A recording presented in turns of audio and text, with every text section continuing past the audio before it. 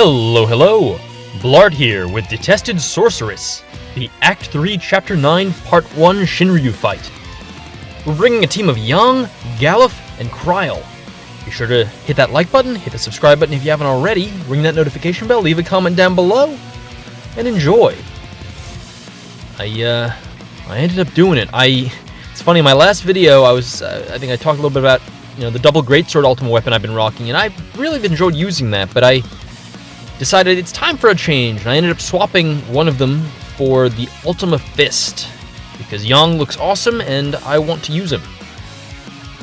So here we go. You're going to be seeing some pretty ridiculous stuff this fight. As you can imagine, with all the off-turn damage going on here.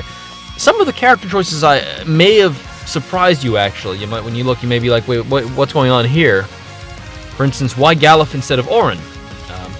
Because Yang and Galuf actually have a pretty hilarious non-synergy in that Yang only does his counterattack if the enemy actually hits someone. So you'll notice when Galuf dodges attacks, Yang is not going to do his counter, and that's pretty anti-synergy, isn't it? However, Galuf, I found in this fight, personally, has the advantage of not getting hit by the confused and paralyzed for the most part. You saw it did happen there, and that was kind of embarrassing given what I'm talking about right now, but in practice, that's the only time he's going to be hit by that. Whereas Auron, when I was trying to run him instead of Galuf, on this team specifically, he kept getting confused, and it was a huge pain in the butt, because when he's confused, not only does he not counter, but Yang also doesn't counter, even if he gets hit. So it's just kind of a funny thing about that. I didn't know that Yang wouldn't counter if the target was paralyzed. Go figure.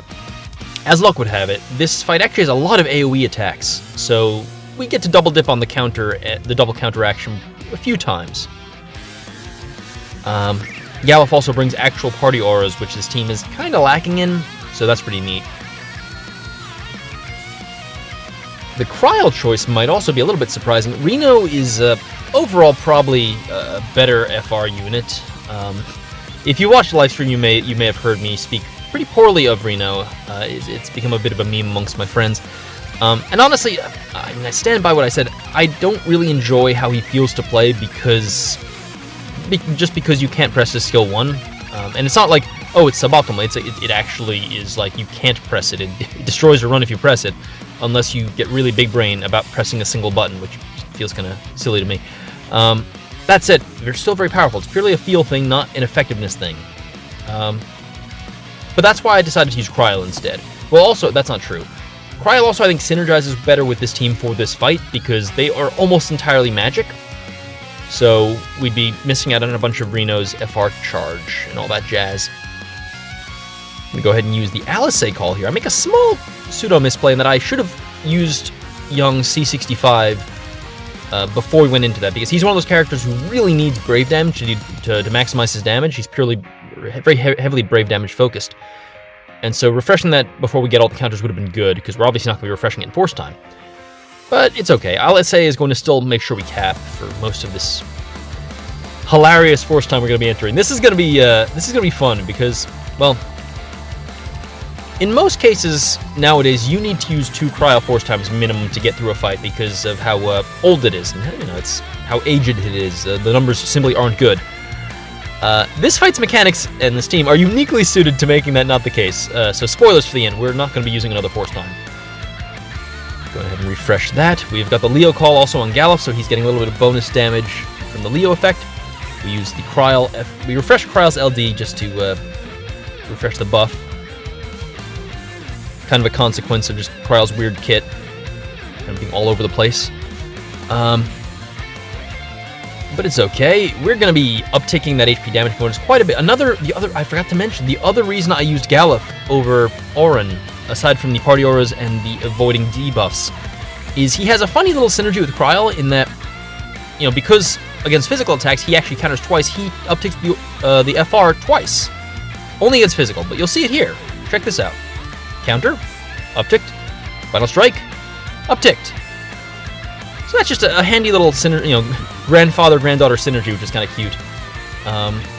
Can't say that, he's strictly better than Auron would have been in this case, but that was my thought process behind why I went with him over Auron in this case.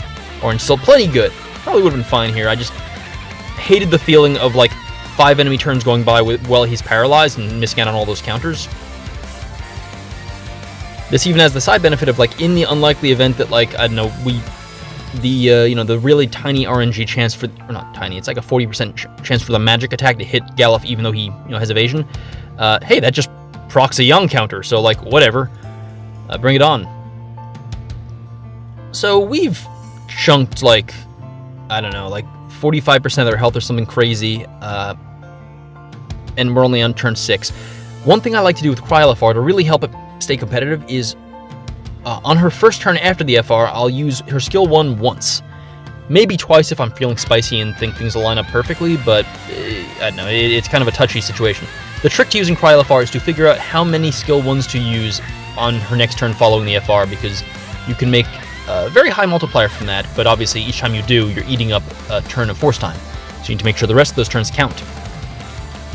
In a fight like this, where the enemy is warping basic and taking multiple turns and doing all this crazy stuff, that's going to go really well. You see here, we're at 4 turns and 400% just about. As a quick aside, shoutouts to Johnny Atma, the fella who does all the music that I use here, because he put together a video right before I recorded this that I felt was like perfect for Young. So this is, I guess, the official Young theme music I'll be using. Shoutouts to those of you who know what this is and can, comment down below if you know what this song is. Be curious to see if you can figure it out. It's a banger, I will say that much. That's what it is. Anyway, using Thunder because we obviously don't want to waste any more turns or whatnot. We're trying to measure things out carefully to maximize our damage and not waste any more actions. Because we only have 2 turns left of Force Time, and I don't want to go through the rigmarole of recharging Cryle's FR if we could avoid it. Because we're getting pretty close. We're dealing a lot of damage now. Look at that, 3 million damage on a counter. You'll love to see it. And we're at just about 500%. There we go, 502 actually. So Galuf's going to go ahead and use one more Dawn Katana. Check that out. Boom. 4 million damage off a tank, I guess, or whatever. Right. But yeah, Young, very cool. I like Young. Seems really neat. Although there's some interesting quirks about how things play out. Oh yeah, another fun thing about Young and Cryle here, as opposed to Young and Reno. He also double dips whenever he gets hit because he has that 70% chance to counter. Right? Okay, he doesn't double dip every time. He double dips 70% of the time that he is hit, but that's even more upticks on this off turn. I look forward to using other for FRs that charge on off turn damage with Young to kind of take advantage of that double dipping. I think that'll be a lot of fun to do. And there we go. And we managed to take advantage of Ifrit now, doing some bonus damage with the maximum FR time, and we're going to go ahead and boom! Blow them away with like a 10 million plus damage Young LD. I always forget that his counter also affects his on-turn or his follow-up triggers on his turn, so just, damn, Young is great. I'm really digging Young. Anyway, thank you for watching. I hope you enjoyed. This was a no BT run that went under my BT run turns. That was 22 turns. Jesus Christ, that was insane. Anyway, I'll see you in the next video. Thanks for watching. Adios.